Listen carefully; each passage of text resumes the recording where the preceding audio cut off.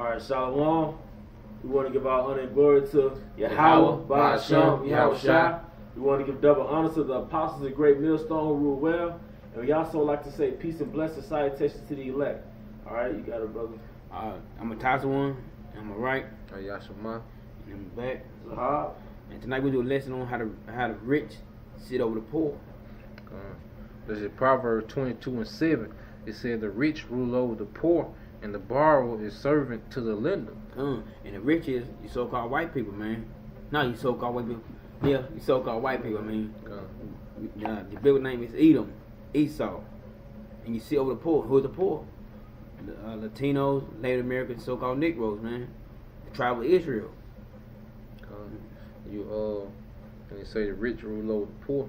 We go in that word poor in the Hebrew, and it's Strong's H4910. Mashal. Alright, and it said to rule over, have dominion, reign, to have dominion, to exercise dominion. It said to rule, have power. Alright, go ahead. And think about it, like when you when like if a white person go get a say like a loan or something, it's so much easier for them to get one. But judo or anybody like that, try to go line. I mean, you got to break your neck. You got to jump over all obstacles. You got to do everything to get a loan. Now for the in the wicked, I mean, you know, they put all them obstacles in your way to get the money, to get what you need. They see that the hand was giving it to the hand. The world was giving it to the hand of the wicked man, so-called white men. All right, so he controlled the economy, man. Mm-hmm. All right, that's why you see what's going on in Venezuela, man. Esau has the power to make those food trucks stop running, man. All right, that's why you got to hit your alarm clock 3 times in the morning, man. Beat yourself to wake up, man. He has power over you, man. Jake want to say, think we free, because Martin Luther King made it where we can drink out of the same water fountain as a so-called white man. Go to the so-called white man's school, all right, sit in front of the bus, you know, but he still has power over you, man. You can't stop working the job, man. You get a car note, you got to go to work, man. You got to take shit from your boss, extra shit that you wouldn't have to take, because what? All right, that car was loaned to you, man. All right, that's not your car. You paying notes on it, man. All right, so he has power over you because you owe him, man. All right. What you gonna get there, bro? They do the wrong. Yeah, so I'm saying. Yeah, I got some Haggai 1:6. You have sown much and bring in little. You eat but you have not enough. You drink but you are not filled with drink. You clothe but there is none warm. And he that earneth wages to put it into a bag with holes. You know, that's like when you soon you get your check, man. You might have to pay your electric bill. You got to put gas in your car. You know, something might happen. Say like your car break down, and a bill came up. They're like your accident. I mean, you work so much, but you don't have nothing to show, and all the money is gone. And that's 95% Jake. You know, 'cause Jake work really. Some work every day. 'Cause if they miss a couple of days, it's over. They in a bind. You working 40 to 50 hours a week, man, for $400-$500, $600 maybe, man, $700 at the most. Mm-hmm. All right. What you think? How much you think Esau accumulates in 40 hours, man? All right. That's why you so much, but you bring in little, man. You spend 40, 50 hours of your week, all right, working and laboring, all right, but you only have a few $100 to show for it, man. You know. Because that's true, and that's all Jake, man. I mean, you got that busting your ass. You busting, you working, and then you look at your check. Hey, the government gonna take like $100 out of your check. Don't let you be on child support, man. Or you didn't got in debt You know what I'm saying? You getting your check garnished, plus how you get your check taxed by Esau, plus the garnishment, man. Mm-hmm. So now you gotta have a little side hustle, man. You got some little pit bulls in the back, man. Jake, everything you see on Jake is a byproduct of oppression, man. Mm-hmm. The way Jake act, the way they talk, the wild stuff they do on the weekend, the overcompensation is all a byproduct of oppression, man. We are oppressed, man. There's Deuteronomy 28:44. It said, "He shall lend to thee, and thou shalt not lend to him." You don't have the so-called black man, Hispanic man, and Native American man don't have any entities where he could give out loans to an Edomite worker. You know, where do you see a title loan called Gerald's title loan or Dontavia's title loans, man? No, the Most High basically said, "I'm gonna set up the heathen over you, and they're gonna have a power structure in which you're gonna have to go to them." The word lend goes back to the word loan. Hence the word car loan, a house loan, a title loan, man. Hence the scripture where it says you'll be subject to payments, man. School loans, man. It's all the system to keep you oppressed, man. Going back to the scripture in Proverbs, the borrower is servant to the lender. Because as soon as you borrow the money, now you are a modern day slave, man. You're a modern day servant. You are indebted to that loan, man. Like I said, and that's why most of the countries are in debt to the damn Rothschilds. Cause they borrow that money. They need the money. They need the money. So that's and fucking Rothschild, man. Y'all loaded, man. And they just ain't cause you know you can't pay them back. And all the interest are building up on it. And really, the Rothschild, the country really don't need that money. See what the Rothschild do is make you a sweet offer up front. They get into the head of their country, man. Alright, they get into the leader of their country and they get him to accept this outrageous loan, man. But a lot of those countries be self-sufficient by themselves, man. Alright, but Esau is a subtile beast, man. And Genesis say he was the most subtile beast of the land, man, which would mean he was the most crafty of the heathens, man. Alright, so he gets in there with that iron milk and give them a loan, alright, that's unpayable and put interest on it. So now the folks can't pay the money back. Their country can't pay the money back. So now, alright, Esau start chipping in on their resources. And then the resources don't be enough. Alright, then he start chipping on the actual people, the taxes, man. Alright, then they taxes don't be enough. Alright, you come in the world on $75,000 in debt, man. Alright, Esau has a system set up, man. Alright, where our children will always owe his children, man. Alright, when his children born, your children owe them, man. Alright, that's the system that we in, man. You know, that's why we need a savior, man. We gonna always be oppressed. We're gonna be always complaining in the ghetto. We're gonna be always complaining at work, man. And even though Jakes, they have it big, how many of those athletes, retired athletes, have you seen become a billionaire, man? You seen Jordan?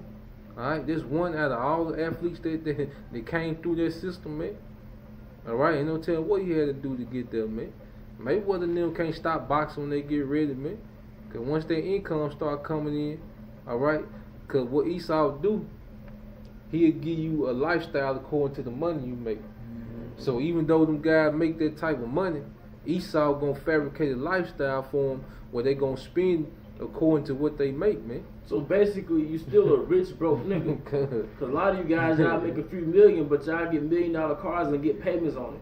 Get $1 million houses and get payments on it. So as soon as Esau clip you from your career, now you in debt like the regular nigga on the lower level. And most of you don't have wealth because most of you Israelites that get rich, you die broke. You right before you die, you have your career goes downhill, and you basically die broke. Get a reality show, in and out of jail, child support. You got 10 kids because in your prime you was having sex with all types of women. So by the time you're 50, 60 years old, you're broke. Why do you think these old heads from the 60s, old singers, are still singing? Doing shows like shows in little clubs and shit. They need the money. Man. That's that. You ain't gonna escape the curse, man. Curse coming in, curse going out, man. That's why you niggas dying broke, man. No matter how many $100 million contracts you get, you niggas die broke, man. Alright, because you're not You're not starting your own economy, man. You're not starting no algorithm that will bring money, man. To your own people. Yeah, you go buy some shit that really is invaluable, man. Or has no value. Has no value, man. You know. Even Hov, Jay-Z, although he's a wicked ass nigga, he did a song called "The Story of OJ." He basically broke it down, man. But I don't want to get on him. He's a nigga. But the brother is saying is right. The money you do get, you don't invest it in anything that's gonna make more money. You invest it into your ego. Not considering your kids and your kids' kids. Not that we planning on having longevity in America, but just in theory, man. You Jakes, y'all get the money right back to the oppressor, man. Yeah. I had a piece of y'all got done too. The same chapter. It said, verse 20, it do run 28:48. Therefore, shalt thou serve thy enemy, which Yahweh shall send against thee in hunger and in thirst and in nakedness and in want of all things. And he shall put a yoke of iron upon thy neck until you have destroyed thee. Jake, we don't have no clothing line. We don't have that. We don't have no shoes line. Like we don't have none of that. And even if we do, Esau is the distributor. Yeah. They'll put our name on it because our name gonna sell. Yeah. But Esau's the distributor, man. So we got to go to them, man. We don't have our own farm for so-called blacks, Hispanics, Native Americans. We don't have our agricultural system set up that we could be self-sufficient for ourselves, man. Jake didn't even think on that level, man. You know. Jake don't think about being the source, man. Alright, Jake wants to be a top employee, man. Yeah. Alright, all them rich niggas you see, they're just a top employees, man. They just like your supervisor at the Nissan plant. They just on another scale, man. They just top employees, man. They don't own Samuel Jackson don't own no distribution when it comes to movies, man. He don't own Warner Brothers. Yeah. Alright? He just employee, man. All these guys is employees, man. That we got that employee mind state. We don't consider owning the source, man. A homeborn servant, man. A homeborn servant, man. You were taught by your parents to be a good servant in his power structure, man. Whether it's a blue collar industrial servant, whether it's an entertainment athletic servant, man, or whether it's a white collar executive corporate servant, man. You never think, how will I build for myself? Let's start from scratch and build for ourselves, man. You know, which that can't happen until we get in Jerusalem. Because you had people like Booker T. Washington was like, man, fuck this white man. Let's learn about agriculture and science so we can be self-sufficient from the source, man. So that didn't work, man. But you niggas don't even think on his level, man. I had a precept. Lamentations 5 and 3. We are orphans and fatherless. Our mothers are as widows. Yeah, an example of that, the women are as widows because they baby daddy locked up. Starting with the 80s and the crack era, all the Israelite men went to the penitentiary for selling and using crack. So that was an era full of women that were just as though they were widows. Dead. You know, died to that gang shit. Alright. We have drunken our water for money. Our wood is sold unto us. What is that saying, man? We have drunken our water for money. We have to pay for the water we drink, man. You want a house to live in, you gotta get a mortgage. You gotta borrow money. Alright? How many trees you pass by going to Home Depot, man? Alright? That's why I say, man, the ancient way of living, alright, can keep a whole nation self-sufficient, man. But Esau got you on the new age thinking, well, he got us so dependable, man. Yeah. Alright? But, you know, we not going to get on this side, but the way our mind think, man, because it say in the scripture how wisdom bring forth the kingdom. You know? That's what you think. Solomon had to know economy, man. He had to know agriculture. King David had to know agriculture, man. Yeah, you can't sustain a nation. Well, if you go to Sirach 38, I know brothers want to keep the lesson short, but if you go to Sirach 38, I'm not going to read it. It gives you the basics of a nation. It tells you, Sirach 38 and 25, how can he get wisdom that holdeth the plow and that glorieth in the gold, that driveth oxen and is occupied in their labors, whose sockets is in bullocks. But then it says, verse 27, so every carpenter and workmaster that laboreth night and day, and they that cut and grave seals and are diligent to make great variety. Skip down to verse 28. The smith also sitting by the anvil and considering the iron work, the vapor of the fire wasted his flesh. Skip down to verse 29. So doth the potter sitting at his work and turning the wheel about with his feet. Now to expound on that, we just read about the farmer in control of agriculture. We just read about the carpenter who's responsible for building your house. We just talked about the blacksmith who's in control of making the tools for agriculture and tools for everyday use. We even talked about a potter who's responsible for making plates, cups, vases, what do you call it, pestles and mortars. All right, how to beat down the agriculture into powder and different cakes and stuff, man. But guess what the last thing is said about it? I'm just skipping to the main points.